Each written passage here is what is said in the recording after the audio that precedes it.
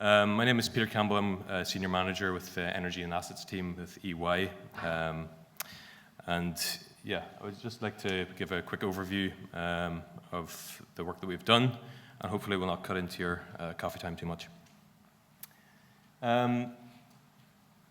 We want to just talk about the value chain and the community of practice and the other outputs that Paul mentioned, which is the outline hydrogen roadmap and the skills assessment, and then the options for future collaboration.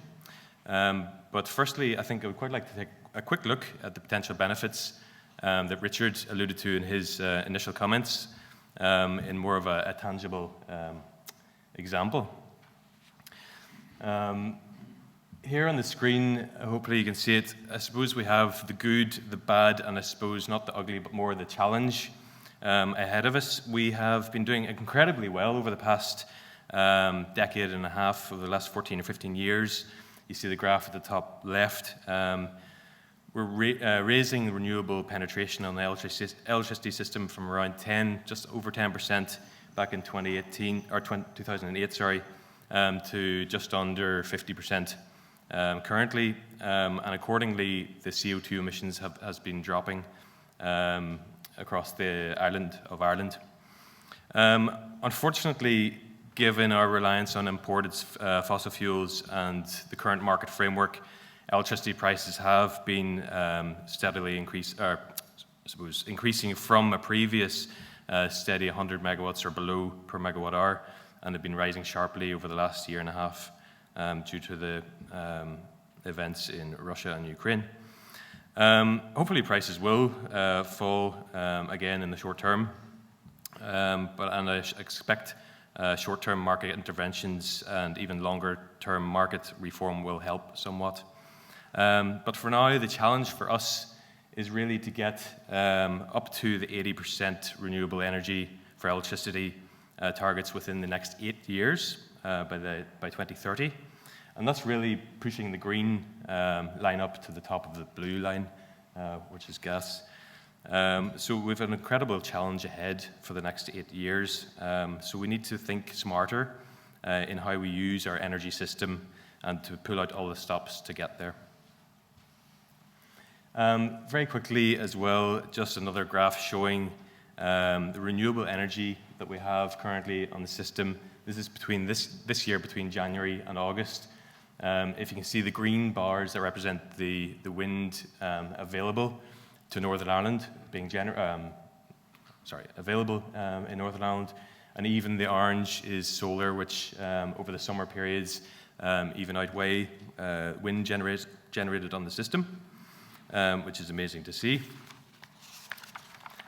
But however, currently the network, as Richard mentioned, there's a lot of congestion on the electricity grid, and there are other operational constraints that we need to meet, which means we need to dispatch our renewable energy down, effectively dumping around between 7.5–8% of green energy every year, and that's represented by the black bars at the bottom. If we had alternative means to use this otherwise wasted energy, it would be a relatively quick win to help meet our 80% RES targets by 2030 and support our net zero ambitions. Producing hydrogen would be a good solution, along with other solutions such as long-term storage, charging our batteries, and so on. And that would all complement other measures such as strengthening the electricity grid, further interconnection, and introducing more flexibility on the system. So it's a really system-wide approach that we need to be thinking of here. It is clear that hydrogen therefore has a role as well to play to mitigate the need for dispatching our RES generation down, and will make more efficient use of our own indigenous wind resource. Again, quite quickly, this is the last one, I promise. This is the week before last, just to give you a flavour as well. It doesn't really feel windy yet, but over the island of Ireland, this is the SEM now, this electricity market, we were ramping down wind, quite frequently overnight, 2 consecutive days the week before last. Wholesale markets, they're dropping to zero or nearly zero more frequently now, and it's a trend that will only continue to increase as we have more RES capacity on the network, and our demand is staying relatively flat. Again, this is a great opportunity to create green hydrogen or fill up large-scale energy storage, or potentially charge your EV in the future. This is just part of the potential for decarbonizing the energy system. And if you think of the sort of iceberg scenario, electricity generation is really only the tip, whereas heating and transport, sit beneath the water, and it's maybe possibly a much bigger challenge.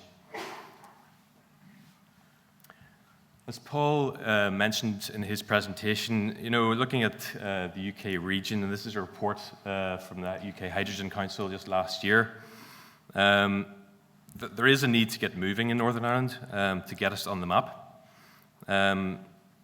It's clear that there's lots going on, and it's brilliant to see the investment that's happening across the various hydrogen hubs and industrial clusters around the UK, but unfortunately, we're not on the map.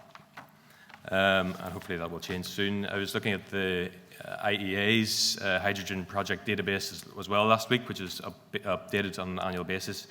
There are 90 UK projects in the International Energy Agency's database, and only 2 from Northern Ireland. The European Network for Transmission System Operators for Gas, ENSOG, they only have 1 of our projects on their map, and I think actually that's a mistake. It should be situated over in GB. I could go on. So I think there's an obvious need to bring us all together and have a collective voice and get NI on the map for international attention. So more of the contextual and strategic analysis, the sort of key points that came out of the first part of the study. I think we all agreed that Northern Ireland is well positioned to capitalise on the growing hydrogen economy.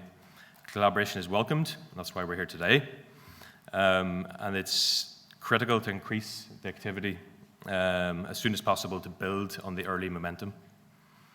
UK energy policy, it's well advanced, but we must consider our own technology strengths and investment priorities if the NI value chain is to become visible in a national context, and this will lead to joint ventures and attract investment and talent.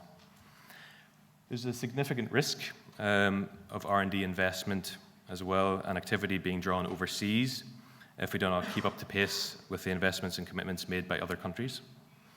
And several key areas just to touch on, and we'll look at later as well, of our capability in Northern Ireland as well in the manufacturing value chain includes advanced manufacturing techniques for composites, high-pressure storage solutions, fuel cell powertrains, a new green hydrogen and synthetic fuel production, to name a few. These should be championed both nationally and internationally. And before I really started this study with Paul and his team, I didn't even realize that NI had such a world-class hydrogen safety expertise. So this definitely is something that should be promoted more widely because it's such a key area. So the first sort of area of work, as Paul mentioned, was to develop a community of practice amongst key stakeholders. So NI, we already have a large ecosystem of involved and interested stakeholders in the hydrogen economy. We performed a stakeholder mapping exercise and subsequent survey that went out, I think it was back in January now. Time has flown, and so many things have changed already in the last 6 months. But this really allowed the interested parties to engage a little bit further with us. And stakeholders who did express interest in participating in the scoping study were then divided into the 5 sort of key themes or areas. We had some multi-sectorial roundtables and one-to-ones to generate further debate and it provided an opportunity to gather more granular feedback and shape a vision for the roadmap itself. This discussion will continue. It's likely that many of these stakeholders as well will be actively involved in any future road mapping exercise. Again, this is just a high-level initial study. It needs to be thrashed out and developed further. That's why it's going into the public domain now for you guys to have a look at and present your feedback to Eddie and his team. And yeah, I suppose we just hope that the involved parties will continue to provide their valuable insights. And again, I suppose I just mentioned as well, looking at the whole sort of value chain across NI as well, that's also included in the report, which you can have a look at. So, I suppose following the stakeholder engagement process, there are about 8 sort of main key areas. The first one I alluded to before as well, the whole system approach is required in the delivery phase of a roadmap. First-of-kind projects are necessary to promote innovation and kickstart both discussion and uptake of hydrogen usage. Regulatory barriers must be broken down, and I think that's like a same sort of, it's a common theme across the international community as well. Hydrogen, it's not new. There's a lot of policy out there, but it does need to be laser focused on sort of the green economy and net zero. Although UK hydrogen strategy can be leveraged, specific requirements are required for Northern Ireland, and they must be realised in policy decision-making, market size, technical abilities, usage. We do differ from our colleagues in GB. We do have the capacity and capability to deliver a sustainable hydrogen economy here and reduce our energy dependence considerably, thus supporting the climate change and low carbon objectives. But there's possibly a lack in current infrastructure, and those needs need to be addressed in order to build out the market quickly and reduce operating costs. Demand forecast is also necessary. There's a current unknown, really, in terms of the balance between supply and demand. Use cases are coming through, even quite quickly, and that drive will that will drive the uptake of hydrogen usage, but a catalyst is likely required to kick off demand. And finally, Northern Ireland is quite well placed even to export hydrogen technologies and possibly hydrogen or hydrogen-based products themselves. I know Eddie mentioned the policy consultation in the Republic of Ireland at the minute, and again there was another nice IEA report published a few weeks ago, and it showed that Ireland were one of the maybe top exporter potentials by 2030 even in Europe, which is great to see, and something similar could be said for Northern Ireland. Apologies, the text is very, very small here. It's all included in the report itself. But just a quick flavour of the value chain or the supply chain opportunities that we have in Northern Ireland. A few have been mentioned earlier, and it's really great to see government funding already for the likes of Ballylumford Power-to-X and Catagen. The mobility and sort of small-scale storage. Wrightbus, a massive success story for Northern Ireland in the area of clean tech innovation and selling their products both nationally and internationally. TransLink and NI Transport with their achievements to decarbonise our public transport as well. ADS and members of the aviation world, they're going to play a massive role in the future in the hydrogen economy. So it's great to see them on the page. The R&D, design, manufacture and testing solutions from the Polymer Processing Research Centre, WTech, AMAC, with their sort of future funding for the Technology Accelerator Hub as well. It's all really great to see. So after the stakeholder consultation and a bit of work to sort of digest what came out of that, through the roundtables, we developed this sort of high-level roadmap for Northern Ireland, and again, it is there just to get something initially down on the page to kickstart discussion. to see what might work, what doesn't, what are our priorities, are we overly ambitious, are we not ambitious enough? But I suppose the key pillars around the outside, policy and regulations. Policy drivers will really set the landscape to build the hydrogen roadmap. Local government and industry must work together to deliver sustainability, green growth, and a decarbonised economy. Tech, sort of R&D and academia research. Northern Ireland is a readily available training opportunities, a skilled workforce, and a number of hydrogen-based initiatives. But really more work has to be done to align government policy that benefits Northern Ireland and reduces uncertainty and increases investor confidence.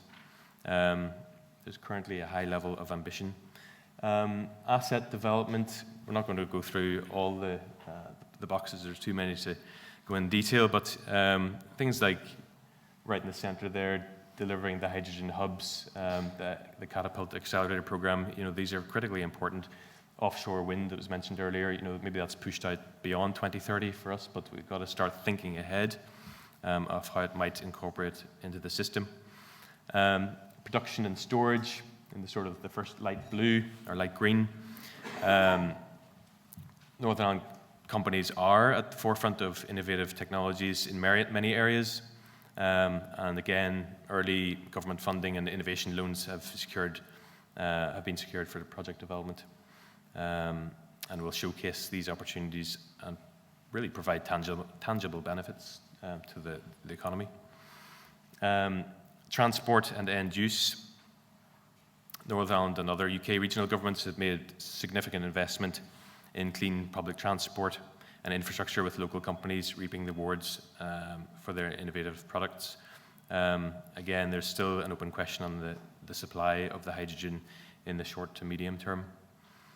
Then we come to transmission and distribution, or networks and utilities. Again, as mentioned earlier, there's a clear understanding and acceptance of the fact that hydrogen is critical for our networks and utilities. We have a readily available gas network and storage facilities, and they're vital. However, there's need for maybe further analysis of the path to net zero that includes a scaled-up hydrogen economy. The region is really in a strong position to inject hydrogen into the network, if that is the path we want to take. And then finally, I think sort of aftermarket services as well is another area to think about. Emission certification, recycling, even public awareness and acceptance as well, and the whole system approach to optimization. There are about 9 key actions arising from this initial look at the roadmap. Maintaining and further develop the region's specificities for the roadmap, and developing an action plan is critical. So government must work with utilities and all the other stakeholders to set out a clear vision and commitment to support the energy transition, including long-term commitment to developing, trialling, demonstrating, and ultimately deploying the most promising technologies and providing incentives for early adoption. The roadmap really is essential in order for the technology strengths and investment priorities of NI to become visible in a national context. We need to establish stakeholder working arrangements, so through a furthering community of practice or technology accelerator or catapult model might help greater collaboration between research and business and build out the hydrogen market and drive economic growth. The UK model, as Paul mentioned, they have a catapult network. It's already defined how it may accelerate the UK's hydrogen economy, and it's essential that NI clusters its technological and innovation capabilities to create a catapult centre to support our region and collaborate nationally. Building out the supply chain as well.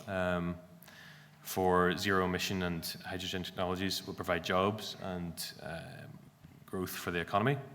To achieve this, early procurement activities should be structured to maximize NI and UK supply chains opportunities. Demonstrations will create initial opportunities in the outputs of early prototyping, demonstration of industrial capability development activities, including open standards, should lead to an open playing field for new entrants. The fourth one there, understanding the competitive landscape. It's quite critical to understand both nationally and internationally, and be crucial to create business strategies and maximize opportunities. We need to evaluate our hydrogen-related activities in the competitive landscape to ensure private sector readiness, innovation capability, and specialist know-how in which to focus our public and private investment, and develop the skills and the supply chain itself. Funding and de-risking is an important part of the vision and planning for the transition to net zero in how it will be funded. The two largest cost elements will be the cost of the infrastructure and the cost to produce the hydrogen itself. Support will be able to trial or buy technology. It will also be required. For an infrastructure, a variety of business models are possible to include or to ensure investors can expect to recoup their costs, and government must work in partnership with industry to ensure appropriate rollout of infrastructure is funded. Regulations and standards, which I mentioned in the roadmap itself, the development and technologies and deployment of infrastructure must take place within a supportive regulatory environment. Infrastructure and planning regulations may need to be revisited, revised to facilitate this and other elements of the national transition to net zero. New standards will also be required to ensure systems are safe, reliable, and interoperable. I mentioned before the promotion of the whole system energy integration and planning would be key. The utility regulator had a really good webinar a few weeks ago or last month on the digitalization of the energy system, where Sony and NIE Networks presented some nice presentations on digitalization and the system-wide approach to planning. That needs to be reflected in this roadmap as well. Infrastructure deployment, which we touched on earlier, it's really the challenge of the chicken and egg, a problem between end-use demand and production or deployment of the required infrastructure. It can really be overcome through coordinated developments or deployments of demand, usage, and infrastructure, as well as setting out a clear vision and providing funding support for both these elements during the early stages. And finally, I suppose developing trust in technology itself. Many people are cautious about the unknown, and the best way to alleviate these concerns are to really demonstrate what the technology options are working in a wide range of real-world conditions. Early tests and small trials should be carried out really to confirm sufficient performance and reliability, since it's important that demonstration participants have a positive experience to improve their trust levels. The next part of the study, which was performed by our colleagues in Catalyst, was looking at the skills challenges. Unfortunately, I suppose the main outcome, forecasting really suggests that competitors are increasing ahead of NI with a widening gap over the next decade, or before 2030 at least.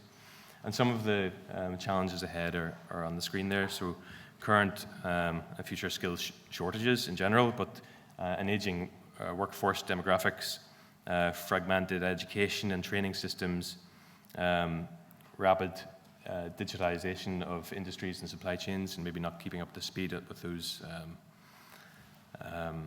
requirements. A comparatively smaller high technical skills base and per demand alignment across sectors and across technologies. As Paul suggested, it really is a huge ecosystem. It's not just one sector. We all need to be working on the same page. So what Catalyst had to look at was to provide or develop a skills framework for NI, looking at the main goals, which were to have a workforce aligned for future technology, certification embedded for future-proof training, access to emerging technologies, provide quality assurance for courses in industry, providing innovation, delivering for industry needs. And with this sort of framework and set of actions behind it, we'll firmly establish our needs, we'll create the opportunities, and then evolve and deliver excellence across the region. So that's a really important piece of work. Again, it's for you to reflect on. So finally, I suppose the options for the future collaboration as well. I'm conscious of the time as well. We had a look at a number of options. The first one being, I suppose, the do-nothing approach, which I suppose may lead to failure of potential funding opportunities being secured. Option 2, building and integrating a community of practice, something similar to what we did in the study and similar to what Matrix have done. This has a sort of advantages of open membership, will allow access to a wide range of expertise and provide continuous improvement, and allows some meaningful collaborations and contributions to the economy. But really 3A and 3B, we're looking at investing more in the hydrogen catapult and leveraging the city and growth deal infrastructure that are currently in place, and that alludes to the hydrogen hub with the 15 million investment already taking place. The catapult model would really benefit NI by building out the market opportunities and provide sort of leading edge technology and expertise available to the hydrogen stakeholders, and really bridge the gap between research findings and developing into commercial propositions as well. I mean, it's been done before. We need to leverage this opportunity. 3A was really, leveraging on the infrastructure that we already have in place, which seems to be the most viable option. Of course, we could go out and develop new infrastructure and start from scratch, but that may not be the most economic solution. I suppose there is a caveat there at the bottom as well. So this really is a first attempt at looking at the various options that we have, but further appraisals will need to be required before a final proposal can be made.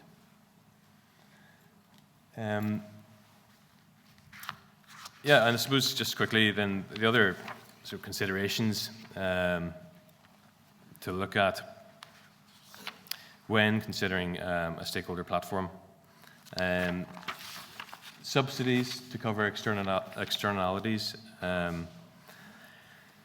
associated with the production of low carbon hydrogen.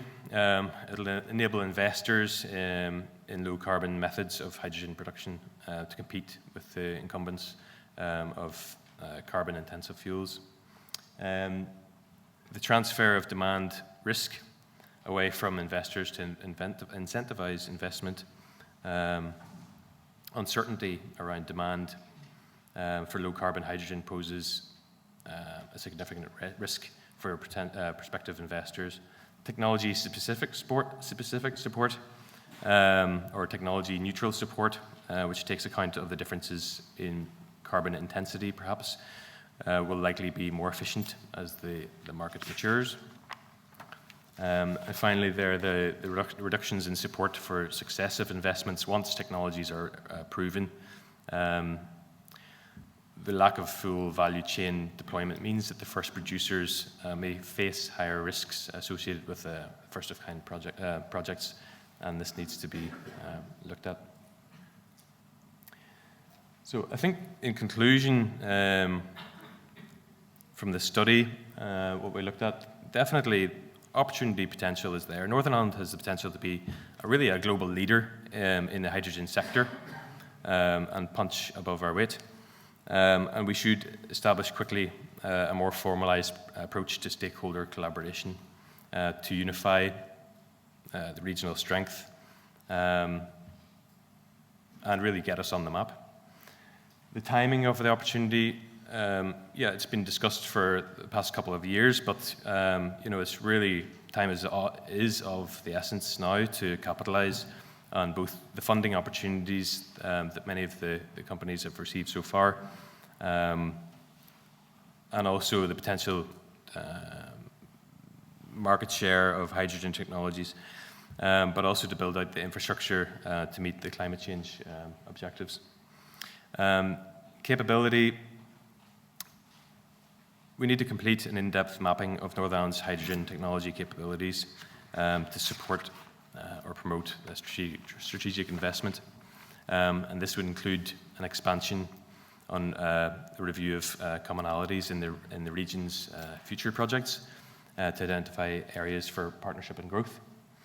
And in additionality, a comprehensive review of investment readiness is required as well, where some technologies are at an advanced stage prior to commercialization, but support should also be offered to assess the additionality of projects and encourage the uptake of intervention funding opportunities.